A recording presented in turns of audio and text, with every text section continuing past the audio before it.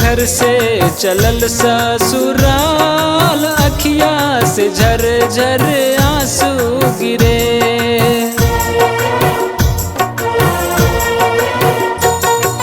बाबुल के घर से चलल ससुराल, अखिया से झर झर आंसू गिरे।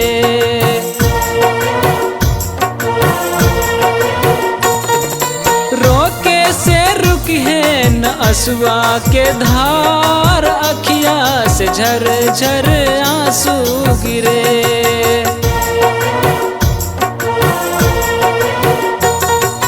बाबुल के घर से चलल ससुराल, अखिया से झर झर आंसू गिरे।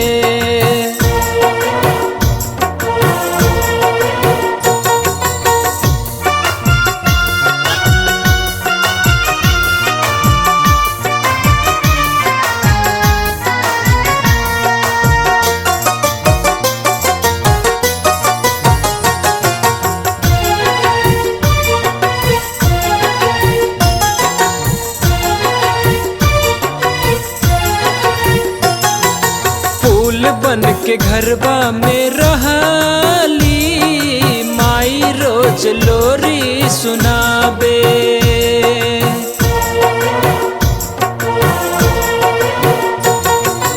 याद आबे बचपन के झूला, सखी संगे झूले झूला।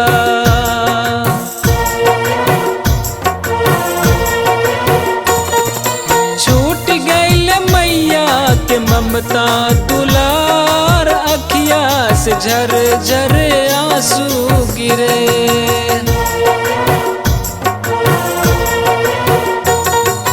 बाबुल के घर से चलल ससुराल, अखिया से झर झर आंसू गिरे।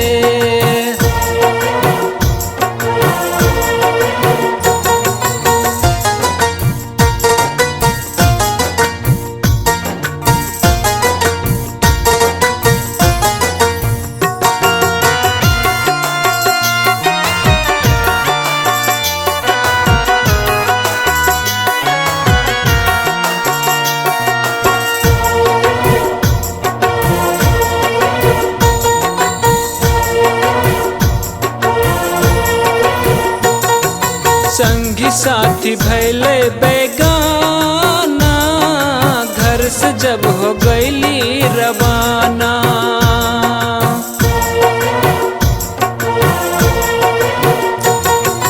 गूंजे उठे घर सहनाई, बेटी धन होला पराई।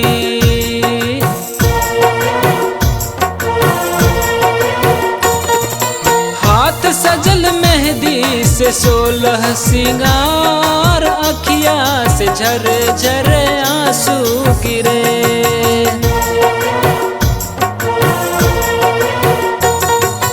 बाबुल के घर से चलल ससुराल, अखिया से झर झर आंसू गिरे।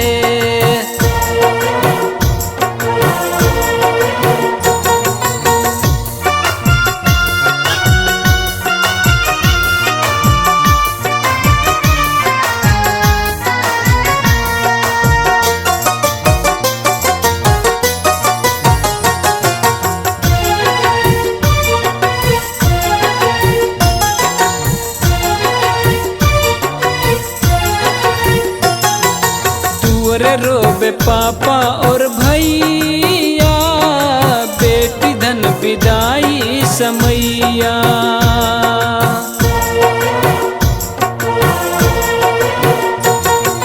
घर बरोबे दीदी और दादी, अब न मिले कबहू आजादी।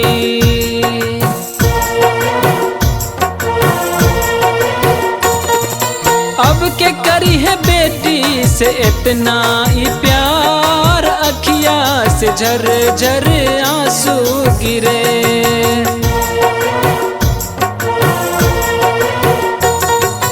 बाबुल के घर घर से चलल ससुराल, अखिया से झर झर आंसू गिरे।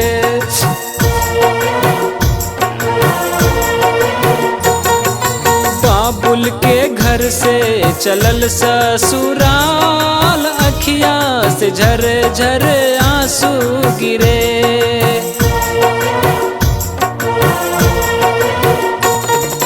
रोके से रुकी है न असुआ के धार, अखिया से झर झर आंसू गिरे।